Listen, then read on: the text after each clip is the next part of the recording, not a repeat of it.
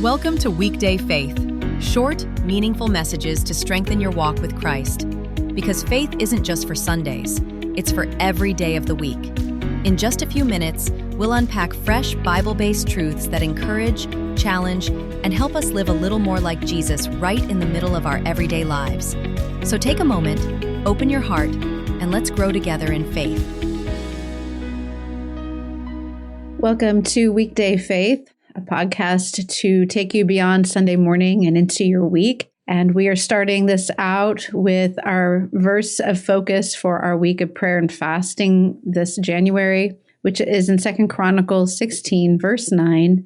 And it says, "For the eyes of the Lord run to and fro throughout the whole earth, to show himself strong on behalf of those whose heart is loyal to him."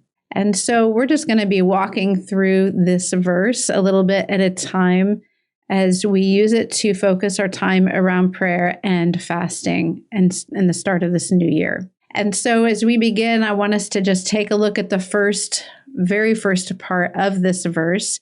"For the eyes of the Lord run to and fro throughout the whole earth." I love the picture of this, that God's eyes are searching every end of the earth, just looking to and fro, looking. And the context of this verse is actually King Asa being rebuked because he had begun to put his trust not in the Lord, but in the king of Syria.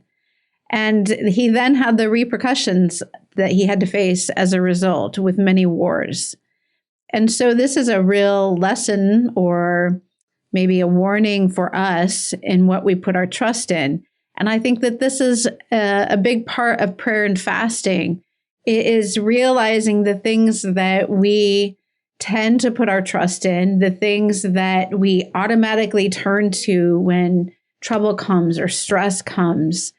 And it begins to strip away all of those things until it is just us and the Lord, and saying, "God, what else is there on this earth that I can put my trust in except you?" It is so easy for us when things are going well to put our trust in what we are doing, in our jobs, in things of this earth, whatever it might be for you. But the minute something goes wrong, we begin to cry out to the Lord, and we realize in that moment, "God, there's no one else I can turn to except for you." And so for us to take these 5 days of prayer and fasting and just say, "God, we're evaluating, we are examining our lives.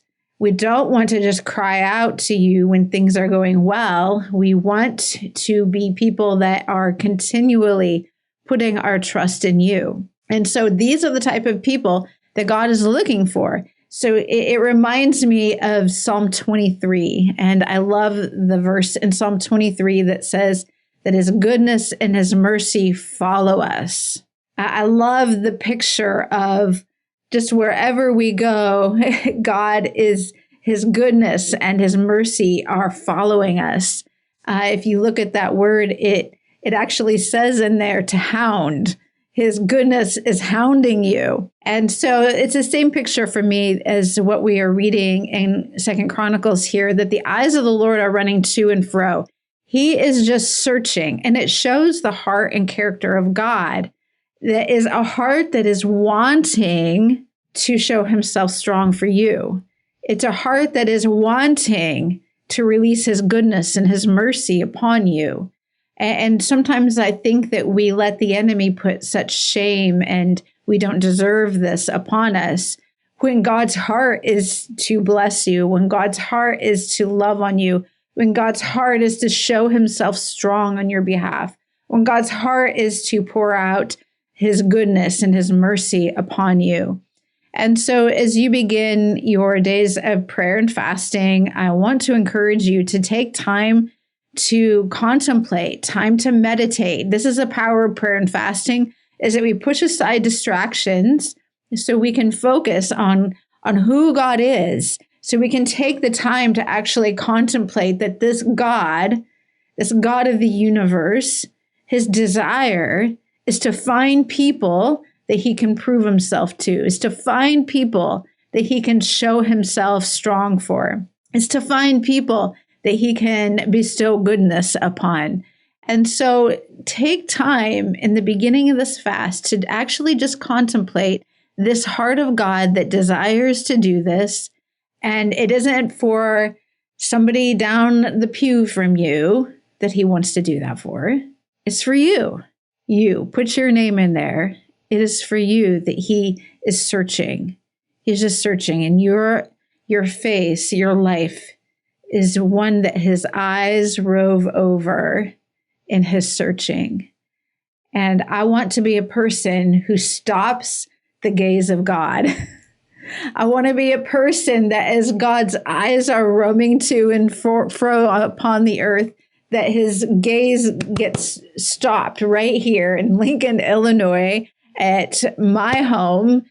As I'm doing life, I want him to be stopped and fixated upon me and say, there's a life. There's a person I'm going to show myself strong to.